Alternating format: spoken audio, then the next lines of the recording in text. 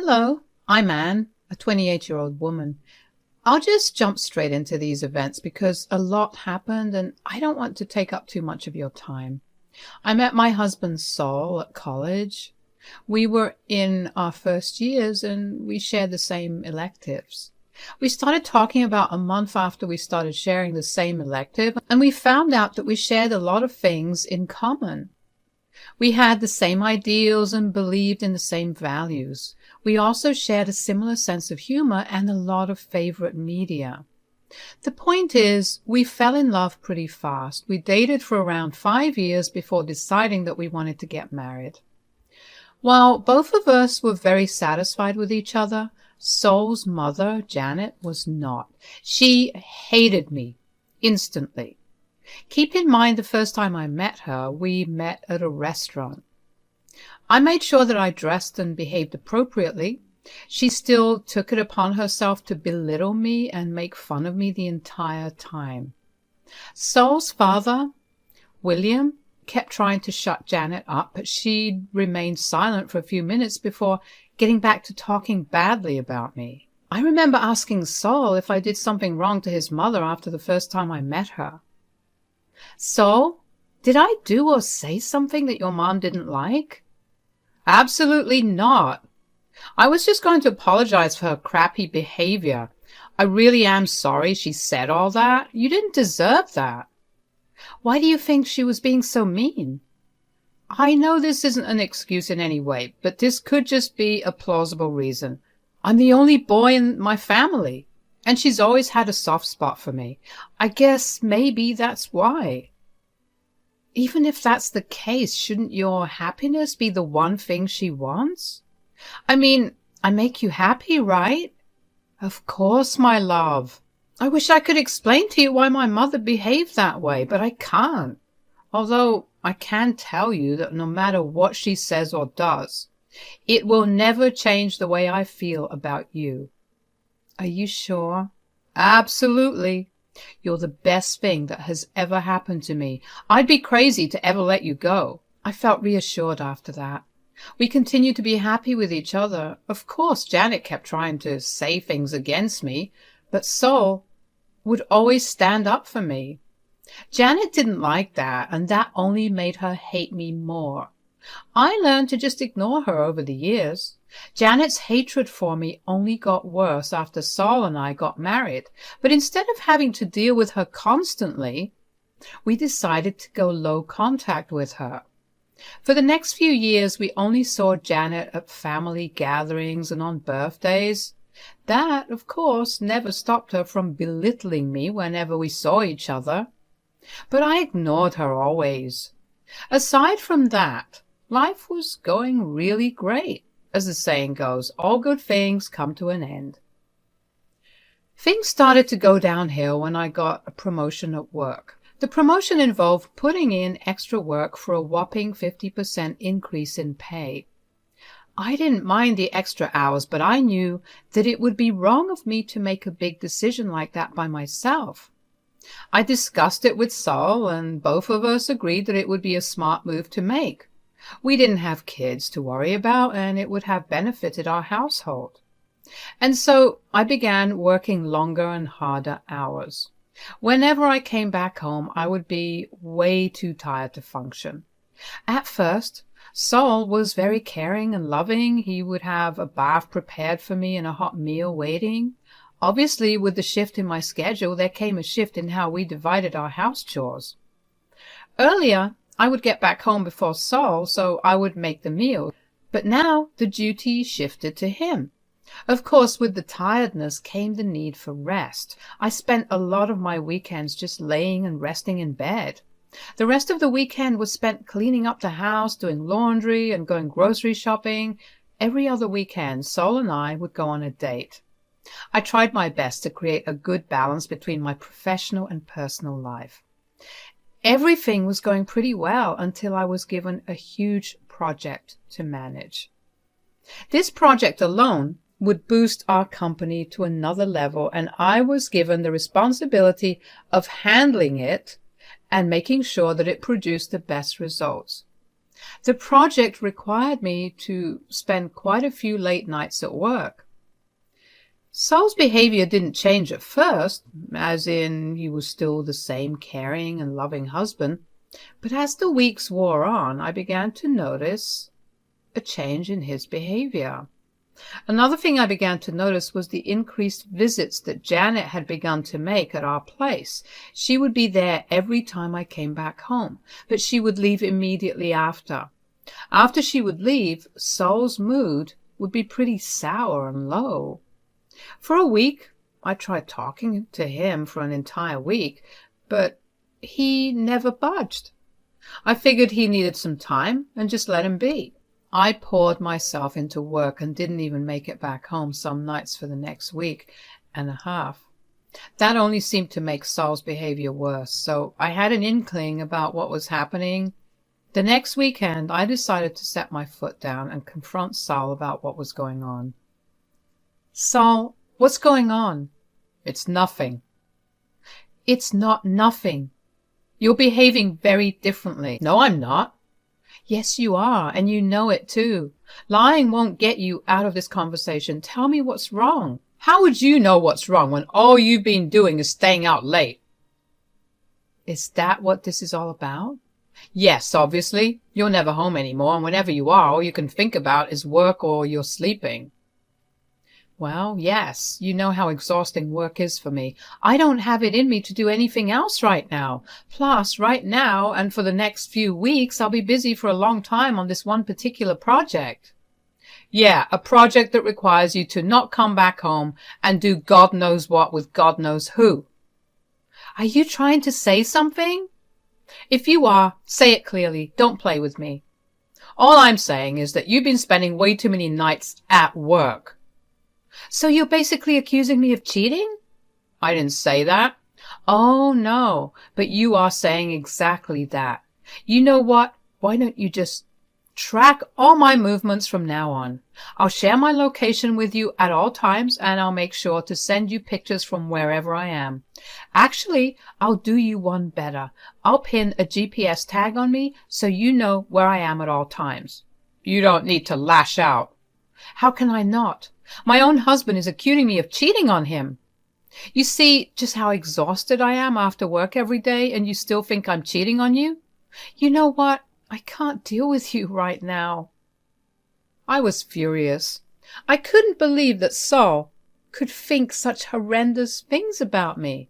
If I truly was cheating on him, why would I choose to do it on days that I'm working when I could easily utilize my free weekends?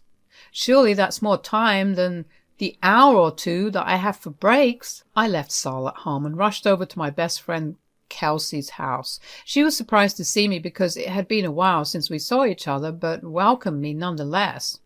I told her about everything that was happening, and we decided that the best course of action in the moment would be for me to calm down. I didn't want to do anything that could hurt Saul or my relationship with him in my anger. I needed to approach my situation with caution and care. Deep down, I knew that what he felt was valid to a certain extent. I had been spending a lot less time with him ever since I got handed my new project. I felt guilty about it, and I knew that I had to make amends for it. At the same time, to immediately jump to the conclusion that I was cheating was atrocious. It took me about 10 minutes to gather myself. I cried a little because of how hurt I was, but when I had calmed down, Kelsey and I began to talk about it properly. So, what led to all this happening? I mean, I get why it happened. I've been out too late and we haven't been spending much time together. That's fair, but don't you think that accusing you of cheating is taking things a bit too far? He could have gently talked to you about it instead of jumping the gun. That's true. I just don't know what to do about all this. I've done nothing to even imply that I've been cheating, other than me working late, of course, but even then. He knows just how disgusted I feel about cheating, so for him to think of me doing something like that is upsetting as hell. I bet. Do you think something must have happened for him to think that? What do you mean? I don't know, like maybe he was watching things that made him overthink your activities and behavior, or someone was telling him something and that's why he thought that you were cheating. You know, now that you mention it, I have been seeing Janet at our place a lot more often now. Oh, doesn't she hate you? More than anything. I bet she's been feeding him this nonsense. Absolutely. Although I do have to say that you and Saul need to talk, because if it took this little for Saul to view you negatively, there's something wrong happening. I agree. I need to find out what Janet is trying to do, though. There was no doubt in my mind at that point that Janet was involved in that situation. The way that she would glare at me when she walked out of the house and the drop in Saul's mood only confirmed my suspicions. I knew that Saul wouldn't openly believe her, or even if he did, he wouldn't act on it without proof. So I knew that she would try to do something to get evidence. I just needed to keep myself alert for whatever it was.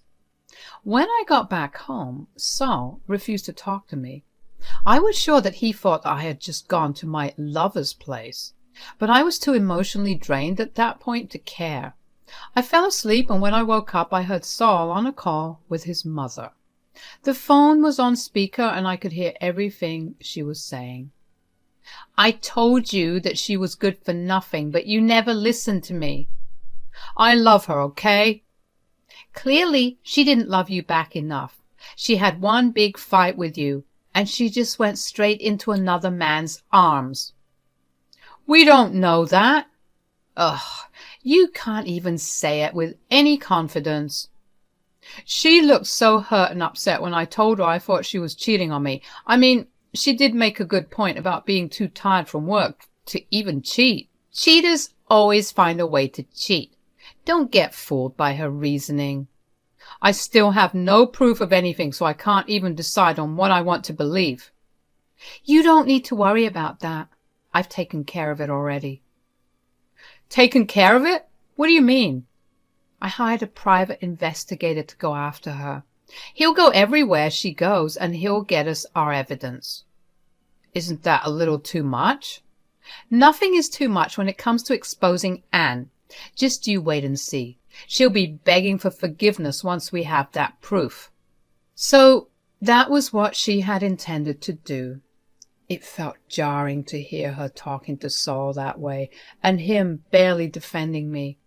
I guess I messed up by not devoting much time to the two of us, considering how Saul would always defend me from her before.